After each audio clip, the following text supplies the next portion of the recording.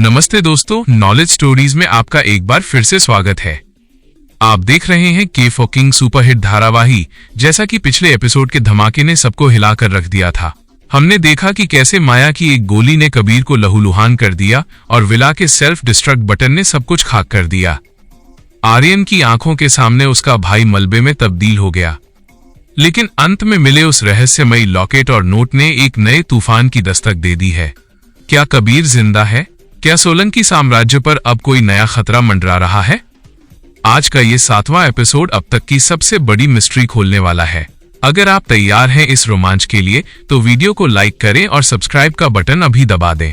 तो चलिए आज के एपिसोड की शुरू करते हैं। रात का समय हो रहा था, पूरा शहर रोशनी में नहाया हुआ था, लेकिन सोलंकी ग्रुप की इस 50 मंजिला इमारत की छत पर खड़ा आर्यन सोलंकी अंधेरे में डूबा था। उसके हाथ में वही जला हुआ लॉकेट था। हवा तेज थी और उसके कोट के कोने फड़फड़ा रहे थे। तभी पीछे से जूतों की आहट हुई। राघव था। उसकी बैसाखी की आवाज सन्नाटे को चीर रही थी। राघव ने कहा, आर्यन, तुम 3 घंटों से यहां अकेले खड़े हो। नीचे बोर्ड मेंबर्स तुम्हारा इंतजार कर रहे हैं। किरात खजाने के कानूनी कागजात पर तुम्हारे साइन चाहिए, राघव ने शांत स्वर में कहा। आर्यन मुड़ा। उसकी आंखों के नीचे काले घेरे थे। राघव, क्या तुम्हें लगता है कि उस विला में कोई बच सकता था? इंटरपोल की रिपोर्ट कहती है कि विला के मलबे से किसी का भी साबुत शरीर नहीं मिला। राघव पास आया और आर्यन के हाथ से वो नोट लिया जिस पर लिखा था, किंग हमेशा लौटता है। आर्यन ने कहा, कबीर सोलंकी कोई आम इंसान नहीं था। वो एक फनकार था जिसने मौत को कई बार मात दी। लेकिन उस रात धमाका इतना बड़ा था। इतना कहने के बाद राघव अचानक रुक गया। लेकिन ये लॉकेट? आर्यन ने लॉकेट को राघव की आंखों के सामने किया। ये लॉकेट कबीर भाई के गले में था जब उसने मुझे धक्का दिया था। अगर यह लॉकेट मेरी टेबल तक पहुंचा है तो इसका मतलब है कि या तो वो खुद आया था या कोई ऐसा आया है जो चाहता है कि मैं डर के साये में जीऊं। एक गुप्त तहखाना जो अज्ञात धुंधली पीली रोशनी, चारों तरफ पट्टियों, दवाइयों और खून की महक फैली हुई थी। एक बड़े से टैंक में कोई लेटा हुआ था जिसके चेहरे पर ऑक्सीजन मास्क लगा था। शरीर का आधा हिस्सा बुरी तरह जला हुआ था, जिसे प्लास्टिक सर्जरी और स्किन ग्राफ्टिंग के जरिए ठीक करने की कोशिश की जा रही थी। एक औरत ऊंची हील्स पहनकर कमरे में दाखिल हुई। साये में उसका चेहरा साफ नहीं दिख रहा था, लेकिन उसकी आवाज पहचानी हुई थी। औरत ने कहा, कैसी है उसकी हालत? डॉक्टर ने कहा, मैडम, ये किसी चमत्कार से कम नहीं कि ये आदमी जिंदा है। धमाके ने इसके फेफड़ों को नुकसान पहुंचाया है और बाईं आंख की रोशनी लगभग जा चुकी है, लेकिन इसके जीने की इच्छा शक्ति डराने वाली है, डॉक्टर ने कांपती आवाज में कहा। वो औरत बेड के पास गई और उस अधजले इंसान के हाथ पर अपनी उंगलियां फेरी। जीना तो इसे होगा ही। अभी तो किंग को असली शतरंज खेलनी है। सोलंकी साम्राज्य को ऊपर से गिरते देखना अभी बाकी है। उस औरत ने अपना नकाब हटाया। वो और कोई नहीं बल्कि माया थी। उसकी गर्दन पर एक गहरा निशान था जो राघव की गोली से बाल बाल बचने का सबूत था। उसने एक कुटिल मुस्कान के साथ कहा, आर्यन को लगता है कि उसने जीत हासिल कर ली। उसे नहीं पता कि उसने सिर्फ एक प्यादा खोया है। वजीर तो अभी मेरे पास है। उधर आर्यन अपनी गाड़ी से उतरा। इस बार उसके साथ राघव नहीं था। वो अकेला जोया से मिलने आया था। अंदर जाते ही उसने देखा कि जोया कुछ फाइलें जला रही थी।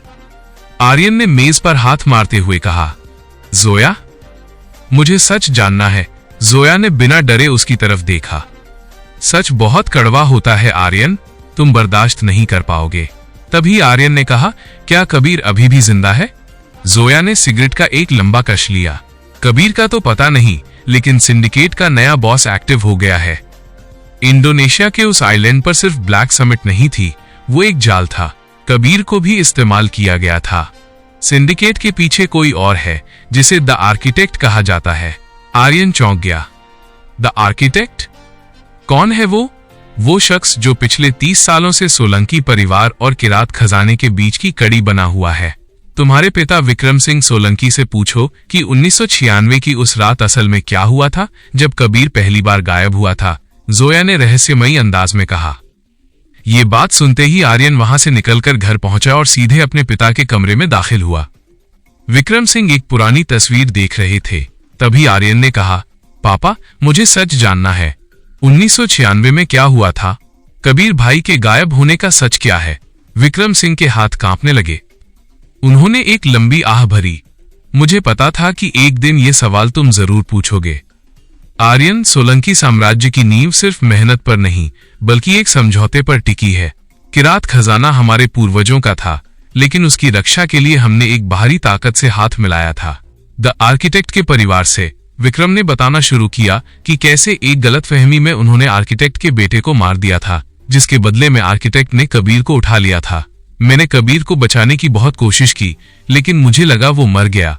मुझे नहीं पता था कि वो उसे एक हथियार बनाकर वापस भेजेंगे। तभी अचानक घर की लाइटें गुल हो गईं। पूरे मैंशन में रेड अलार्म बजने लगा। विक्रम चिल्लाए, आर्यन, बाहर देखो।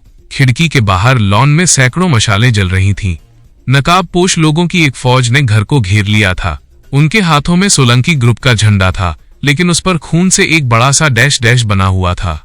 आर्यन ने तुरंत अपनी गन निकाली और कहा, पापा आप अंदर रहिए। उसी वक्त राघव अपनी टीम के साथ पोजीशन ले चुका था। राघव ने कहा, आर्यन, ये लोग भाड़े के गुंडे नहीं लग रहे, ये सुसाइड बॉम्बर्स हैं। गोलीबारी शुरू हुई। आर्यन ने अपनी स्किल्स का प्रदर्शन करते हुए एक एक करके हमलावरों को ढेर करना शुरू किया। लड़ाई हॉल से होते हुए किचन और फिर बगीचे तक पहुंच गई। आर्यन एक नकाबपोश के पास पहुंचा और उसका नकाब खींचा। उसके चेहरे पर एक टैटू था, एक जलता हुआ महल। आर्यन बुदबुदाया, किरात के रक्षक। तभी एक भारी आवाज गूंजी, आर्यन सोलंकी, रुक जाओ।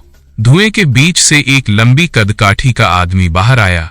उसने काला कोट पहना था और उसके हाथ में एक रिमोट था। उसने कहा, मेरा नाम ईशान है, मैं आर्किटेक्ट का दूत हूं। तुम्हारे भाई ने जो काम अधूरा छोड़ा था उसे पूरा करने मैं आया हूं। ईशान ने रिमोट दबाया और सोलंकी मैंशन के पिछले हिस्से में एक जोरदार धमाका हुआ। आर्यन चिल्लाया, नहीं। धमाके के बाद चारों तरफ धूल ही धूल थी। आर्यन मलबे की तरफ भागा, लेकिन ईशान ने उसे रोक लिया। अगर तुम अपने पिता को जिंदा देखना चाहते हो तो मेरे साथ चलो। खजाने की दूसरी चाबी अब तुम्हारे पास है, आर्यन। आर्यन ने देखा कि विक्रम सिंह को दो लोग घसीटते हुए एक हेलीकॉप्टर की तरफ ले जा रहे थे। छोड़ो उन्हें। आर्यन ने गोली चलाई, लेकिन ईशान ने उसे चकमा देकर आर्यन की गर्दन पर एक इंजेक्शन लगा दिया। आर्यन की आंखों के सामने अंधेरा छाने लगा। गिरते गिरते उसने देखा कि हेलीकॉप्टर उड़ रहा है और उस हेलीकॉप्टर की खिड़की से कोई उसे देख रहा है। वो चेहरा, वो बिल्कुल कबीर जैसा था, लेकिन उसकी आंखें पत्थर की तरह ठंडी थीं। आर्यन की आंखें जब खुली, वो एक जेल की कोठरी में था, लेकिन ये कोई मामूली जेल नहीं थी। ये समंदर के बीचों बीच बनी एक हाईटेक जेल थी।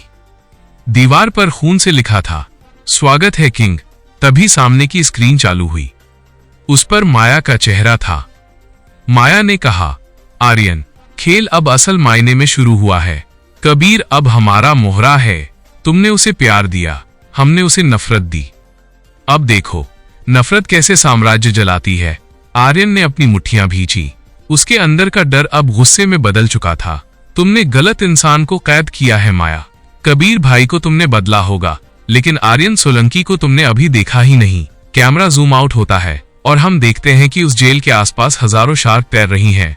आर्यन वहां से निकलने का रास्ता ढूंढने की कोशिश करता है। तभी उसे अपने जूते के सोल में छिपी एक छोटी सी चिप याद आती है, जो सारा ने उसे मरते वक्त दी थी।